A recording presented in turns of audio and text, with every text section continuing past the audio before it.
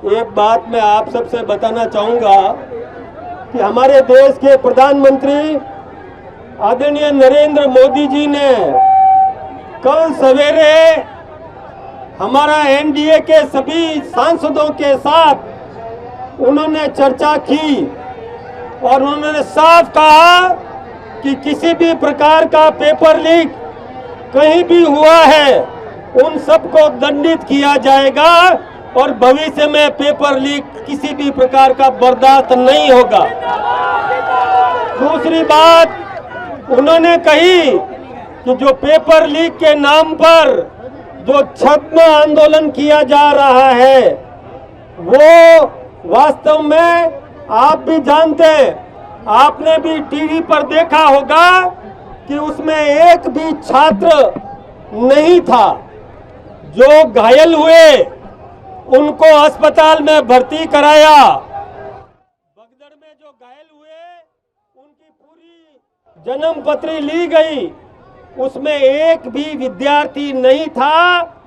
कोई भाड़े का टट्टू पत्थर फेंकने वाले लोगों को कुछ कश्मीर से लाए गए थे और कुछ बिहार से लाए गए थे, उन लोगों ने ये नाटक किया था।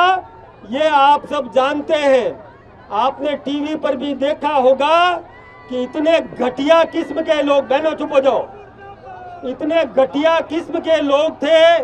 मैं मीडिया के मेरे भाइयों से कहना चाहूँगा कि एक मीडिया की जो रिपोर्टर थी उसको गले में बाहें डाल करके उसको भींच दिया। इतना घटिया कृत्य उन नौटंकी करने वाले जंतर मंतर पर जो लोग थे उन्होंने कृत्य किया। मीडिया के बंधु भी, आप भी एकता रखिए। आप कभी भी अपना अपमान बर्दाश्त नहीं कर सकते, नहीं करना चाहिए। महात्मा गांधी जी ने कहा कि असत्य, अन्याय और दमन के सामने झुकना कायरता है, पाप है। ये बात भी हम सबको समझने की जरूरत है। मैं आप सबसे साफ कहना चाहूंगा कि जो राहुल गांधी ने, जो कांग्रेस का नेता है और भारतीय संसद में नेता प्रतिपक्ष है, उसने निंदनीय कृत्य किया था कि प्रधानमंत्री आवास के बाहर जाकर धरना दिया, जो हिंदुस्तान के इतिहास में कभी भी नहीं हुआ। इसलिए हम ये कहते हैं कि राहुल गांधी शर्म करो, राहुल गांधी शर्म करो, राहुल गांधी शर्म करो। ये बात हम इसलिए कहते हैं कि राहुल गांधी के नाना, उन्होंने भी प्रधानमंत्री रहते हुए ऐसा कृत्य कभी भी नहीं देखा होगा।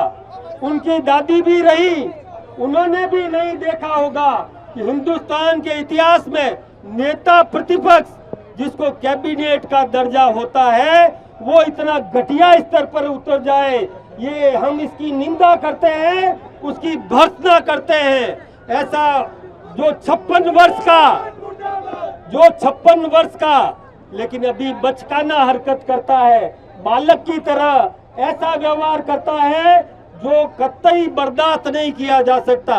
पहले कहते थे कि हम आंदोलन कर रहे हैं बच्चों के लिए, तो हमारे जितेंद्र प्रसाद जी गए, उन्होंने धरना स्थल पर जाकर राहुल गांधी से चर्चा की कि हम सदन में चर्चा करने के लिए तैयार हैं, आप धरना उठाइए और आइए चर्चा कीजिए।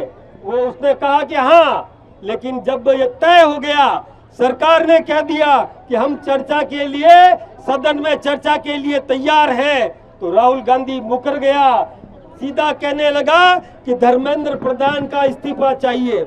मैं आपको बताना चाहूंगा कि वो धर्मेंद्र प्रधान का इस्तीफा क्यों मांग रहे हैं, क्योंकि धर्मेंद्र प्रधान जब शिक्षा मंत्री बने तो जो घटिया पहले शिक्षा दी जा रही थी उसका शुद्धिकरण करने का काम धर्मेंद्र प्रधान ने किया था।